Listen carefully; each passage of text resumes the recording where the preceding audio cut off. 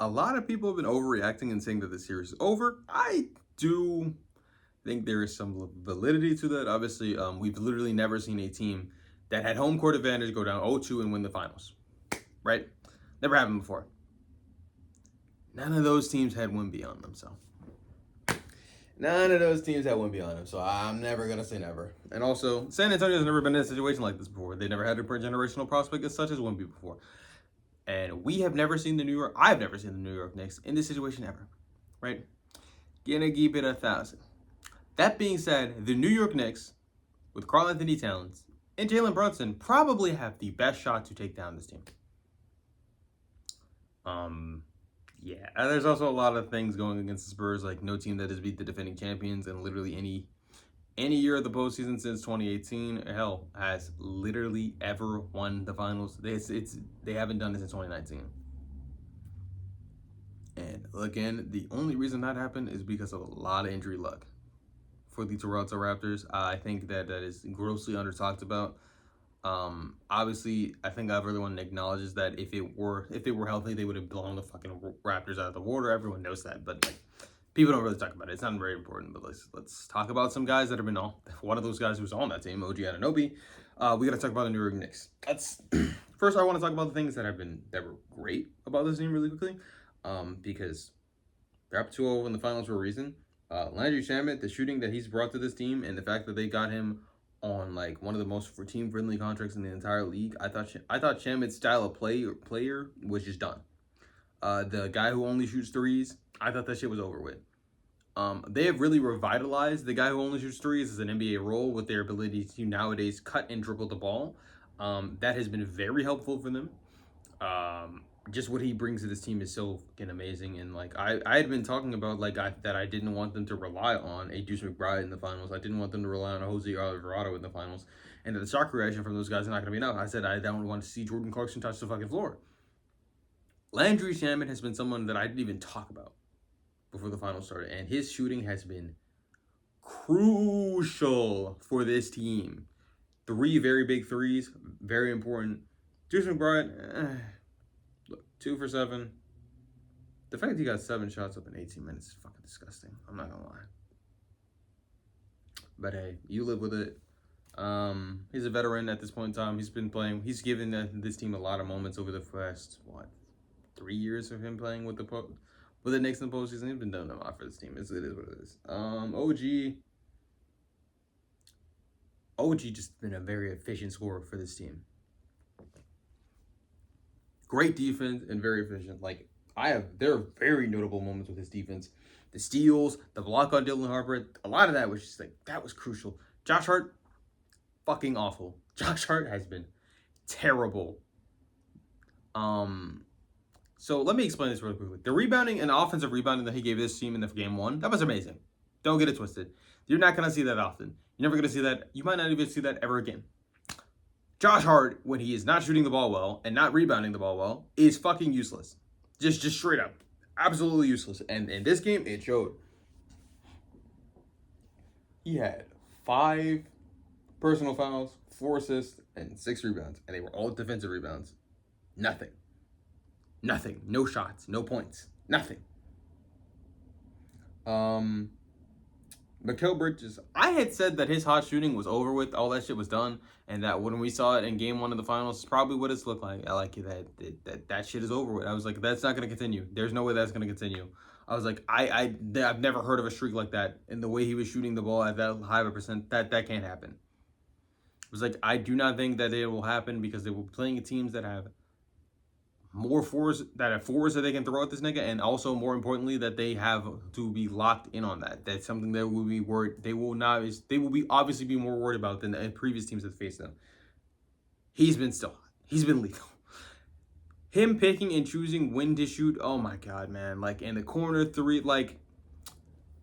I have compared this team to the Warriors for a reason. The sets that they run are very Warriors-like. That has a lot to do with Mike Brown's tenure as a Golden State Warriors assistant coach. Stuff that they've done under Steve Kerr. Dude, this team, if you just go down the roster, you can really, see every single part of it. The only difference is Draymond Green is so special, they had to split him up into 2 players. He's Josh Hart simultaneously and Karl-Anthony Towns. I know that sounds weird. I just don't think because Cat doesn't really have the exact same passing as Draymond, but I still feel like this is a previous. By the way, the Draymond I'm referring to is the 2016 one. That's the one that can still shoot threes. Cat shoot threes better than this motherfucker. That motherfucker too, by the way. Duh, but man. That and the defensive Swiss Army knife that he's brought to this team, man, he's just been amazing. And Jalen Brunson has been Steph Curry in this series, starting the series in this postseason run. And the buckets that he get, they all come when they matter. They come when they matter. Despite him having a cold game throughout most of this game, in the fourth quarter he turned it up.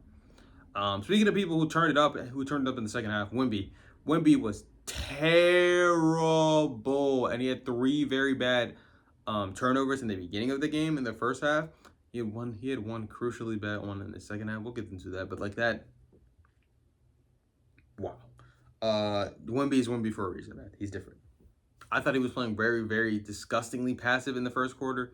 In the first half. Obviously, when Wemby is being aggressive, this is a better team. I think literally anyone with a brain knows that. We saw it. When he was aggressive, this team was better. Also, they just happened to go on a 14-0 run when Wemby was being aggressive. So yeah, clearly that mattered. It mattered a lot.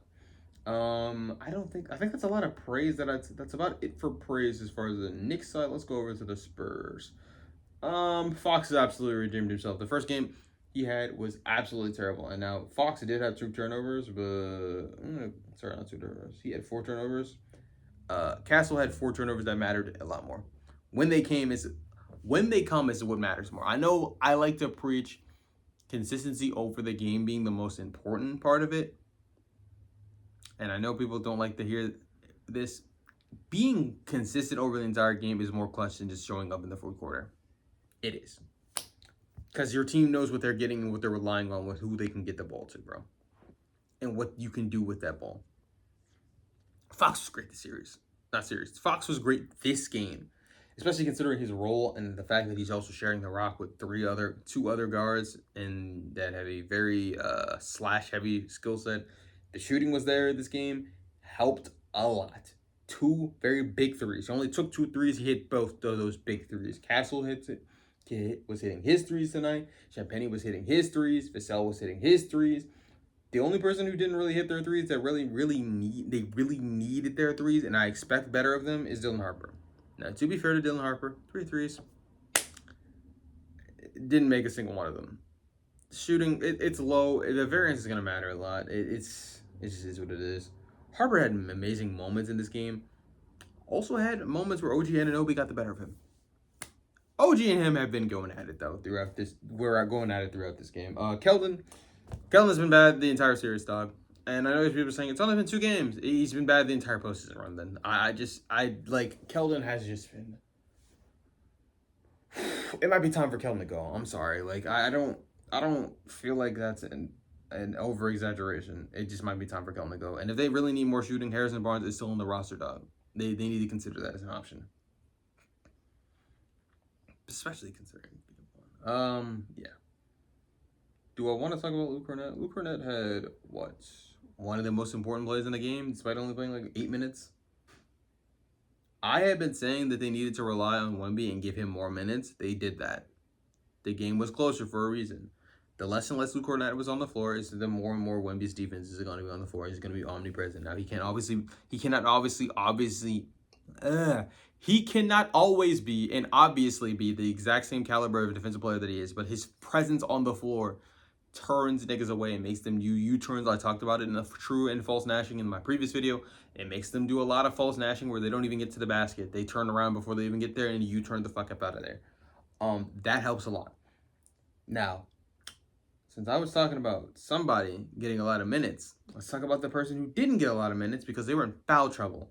Stephon Castle was in foul trouble. Stephon Castle had a couple of really costly turnovers near the end of the game that were just I don't know why he was forcing it. Speaking of people who have bad turnovers, I'm not immune to criticizing this guy. Yo, Wemby, that was off. That turnover at the tail end of the game, bad. Let's talk about the Spurs as a whole, though. Because I feel like everyone, I've individualized the blame. This is a team effort, truly, on how they fucked this up after clutching it up to get into the situation to begin with. 2-for-1 situations. Let me explain this really quickly for people who don't know what a 2-for-1 is. A 2-for-1 is basically when there's enough time on the clock for you to get up 2 shots, and no matter what your opponent does, they are getting the 1 shot in between those 2 shots. So here's your first shot, and here's your second shot, and here's their 1 shot in the time span. I can't really give you a great time for it. Let's just say 46 seconds, right? You're gonna get a quick one. You're gonna get a quick shot up, and you're gonna leave enough, but you're gonna leave enough time on the clock, whereas though they are only gonna be able to get 24 seconds, and you're gonna keep them out, and you're gonna make sure that they don't rebound and that you get the rebound. They had a foul to give, right? In a situation where you have the foul to give in a 2-for-1 situation, especially when you miss the shot, I do not like the idea of fouling. The shot that they attempted was a Wemby shot. A pull shot is foreshadowing. A pull-up shot over Mitchell Robinson. I did not like this. By the way, the same issues that I've been talking about with Mitchell Robinson and his poor free throw shooting ability and the fact that they can hack a Mitch has been there. And the Knicks have found some type of way to really get around it. I think the best way to deal with it doesn't actually work on this team, right? So the way that I would counter a hack-a-Mitch situation, right, especially because of how great of a rebounder is and a roller he is, obviously they're going to foul him, right? They're going to foul him before they even get the ball, and this keeps niggas off the lines. It keeps the Knicks offense and out of rhythm. The thing is, you get into the bonus, you pull him as quickly as you can. Does not matter. Using the timeout is important, but losing a timeout is bad, but you got to pull him back out of the game. And then you slash at the basket. This does not work with Wemby because Wemby is Wemby.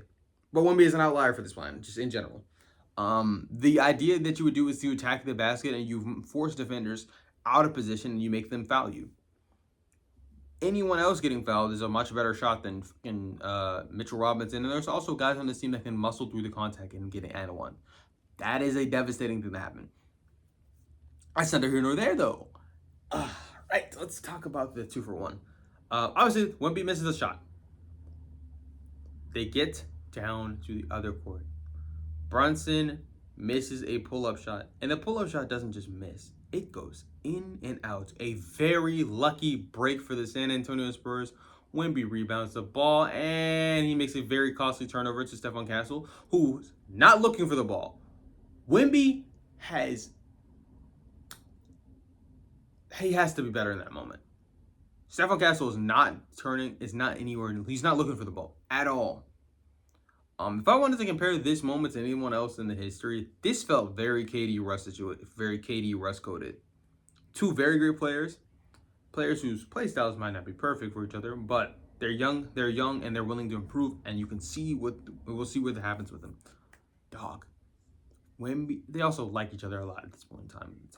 I don't want to compare to how Russ and KD obviously went, but that's I feel a similar-ish vibe watching them. Very young, and also Dylan Harper is very James Harden coded for me. This is how this team is feeling, right? Just move on. In moments like this, I think because this team has a lot of guards, and they could have gotten the ball to him. Doesn't have to look just Stephon Castle. I know he trusts Stephon Castle a lot. I love that for him. Steph was not looking for the ball, dog. The ball pings right off of them, and Wemby fouls them. And because they already used the foul to give with Stephon Castle, who again has been in foul trouble most of the game, he's not in risk of fouling out at this point, though, like at all. But he's been in foul trouble. That's why he's been playing less minutes. That turnover sucks. They catch a lucky break. They split the free throws. They have a chance to win the game. There's 8 seconds left after all of the fucking shenanigans that got them into the situation in the first second. What should they do in this situation? Well, if I'm drawing up the play, and I'm not drawing up the play, so obviously they couldn't have heard me and listened to what I'm saying. You draw up the play for your best player. I'm going to be honest. The idea of drawing up your play for your best player sounds great. Have that guy take you home and hit the shot. It's very important for them. It's also probably pretty important for their ego. And this team has been rallying around Wemby. They want Wemby to have this shot. I don't. This never works. I'm so serious when I say this. When you're drawing up a play for the win, this has such a low chance of working. The thing that you should be doing is taking the attention from this guy that you're getting and give it to someone else. I think Fox or Harper would have made for better cutters to the basket at this point in time, and that would have opened up a lot of things. Maybe even a shot from Champagnie, which I'm not gonna lie. I know what you're saying. Why take the ball out of Wemby's hands in that moment? I do like the idea of a shooter for the win. They dream of those situations. They practice those situations. I don't think Wemby practices the game-winning shot, dog. Like, not to that degree, of course. Wemby gets a shot. It's a good shot, to be fair, and it goes in and out. I'm gonna give him a lot of credit. The way they drew it up was good. There was a little clunkiness at when they did the pick and roll at the beginning of it. A little bit of clunkiness. It's gonna happen in late times of the games. Not everybody's not gonna be drawn up perfectly and executed perfectly either. Wemby gets a fading away shot, 20 feet out from the basket over Mitchell Robinson. That's not a great shot, man. Like, it was pretty open, and Mitchell was not in the right place to contest that. I just didn't like it, man. I don't know, man. I didn't like it, man. And I know you're saying to yourself, you just told me why you didn't like it. You told me what you would have done in the situation too. I don't know better than Mitch Johnson. Mitch Johnson is a fucking NBA coach for a reason. Mitch Johnson is the greatest coaches of all time, successor for a reason. And it's not just because he was getting old and he had a stroke. No, dude, this was always the plan. This was the plan for a while. This has been the plan. No, I think for a while he didn't really have a successor in mind. Really up until the Wemby era started. And I was like, well, I was like about to say, they need a successor at this point. Once they drafted Wemby, you can have pop coach as long as you can, but you need to find yourself a successor. They found it. Mitch Johnson is a successor. I like that. The situation didn't go the way you wanted it to go. If you have a foul to give, don't take the foul to give. Let the action play out. Live, win or die on the shot. I know the foul resulted in the defense getting set better and getting a missed shot. And also, again, Kornet, when he got the rebound, yes, there was a kick. Yes, there was a kickball violation. It was not called. And yes, the timeout was pretty bad in that moment. I get it, but I also understand wanting to take the timeout to advance the ball. I understand that. Especially after the moment that just happened. It was a very beautiful game. I don't want to give any critiques on that. The way it was officiated at some points were confusing, but yeah. That's basketball's a chaotic sport. That's gonna happen.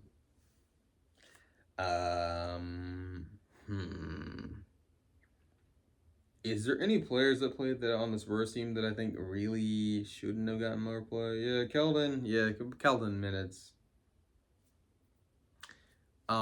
If you can get something out of Keldon, and that really what you can do for what Keldon can do for this team is get to the free throw line. Get plays and not have really bad offensive fouls. Just get to the free throw line. If you need fouls to throw at somebody, yes, Keldon is your guy, but at the same time, that shouldn't be something you're banking on. That's not great. The shooting was fine from this team. I think some of the turnovers and decision making really made the game very, very close. What you could say is your defense was great for the most part. You limited this offense very well. You did have a glaring problem with Karl-Anthony Towns. Cat was amazing this game. Like, just truly amazing. Let's see the offensive rebounds. Did you win that battle? You did. It felt like it, but you won the battle. I don't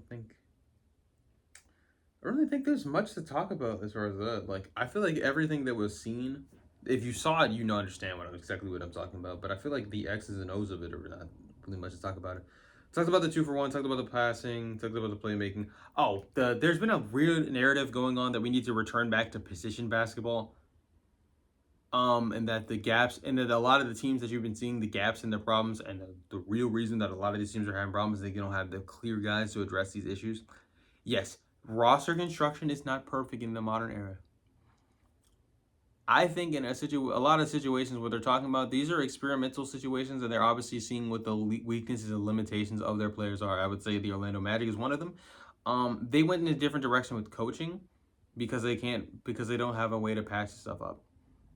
I think good enough coaching can limit the problems that you're talking about. Embiid for a long time was someone we thought needed a certain type of point guard to set him up because his playmaking was very bad, to be quite honest. Especially of a guy who gets as many shots as he does, and Donovan Mitchell has a situation either. We'll get back to him. It's also a reason why they were struggling to make deep conference finals runs. Health around their team and also the inability as playmakers is a large reason is that. Donovan Mitchell still has that problem. I think Embiid has it a lot easier because of the attention that he draws being so goddamn big. Makes his pass a lot easier. The Cavs just don't look. Some of the Cavs, I'm going to be honest. The problems that you have seen playmaking the Cavs, that sometimes they're just not ready for the ball to get to them. I look especially ugly, dog. I'm sorry, dog. I'm looking at myself in the camera. It is hard to look at this nigga. He is so ugly. Man. Like, comment, subscribe, all that fun stuff anyway, by the way. Yeah. Or Russia. Playmaking issues. No, we don't need more playmaking on these guys. These guys need more. A lot of these guys are young and they just need more reps. You're being very critical of them for no fucking reason. I don't understand why we're in the rush to get these niggas traditional point guards again. We've seen the flaws of traditional point guards, especially considering most of them are very small players that have critical flaws in their game. Jalen Brunson is probably going to be the last successful small guard, like, just in history, really. Especially, and in a lot of small guards have never won championships. Chris Paul's never won one. But Chris Paul, again, was an all-time great and did not have any problems in his game whatsoever. His thing was just luck and injuries, dog. Bad luck and a lot of injuries. And I don't just mean bad luck on the, like, as in, like, with his injury history. I just mean, like, bad luck in general, man. Like, fuck. Honestly, like, that malfunction that he had against OKC where, like, they just coughed up a crazy lead. I don't know how. I've seen that a million times. I don't know how else to explain that other than bad luck, man. I really don't. I think that's it, though. I'm not gonna lie. The X's and O's is really done. Also, that one Wemby play does not suddenly make him a dog shit playmaker all of a sudden. Is he a simple one? Yeah. One mistake doesn't make you a bad playmaker, though. Like, what the fuck was, like, that was weird. Is this series over?